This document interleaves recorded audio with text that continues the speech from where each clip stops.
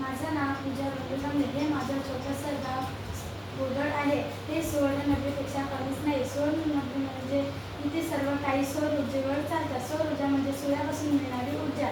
याचा आम्ही कशा प्रकारे वापर केला आहे हे आपण पाहूया. माझं नाव तन्वी किशोर दांडे.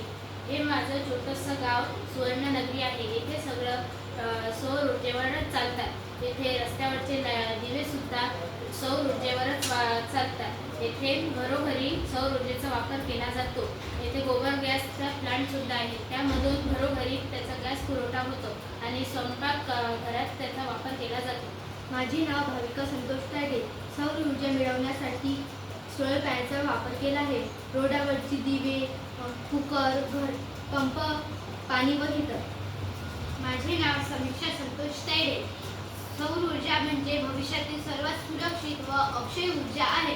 याचा वापर आपण घर, शाळा व उद्योगधंद्यामध्ये केला तर भारताला सक्षम होण्यास वेळ लागणार नाही. माझे नाव सागर बंडू जांभळे.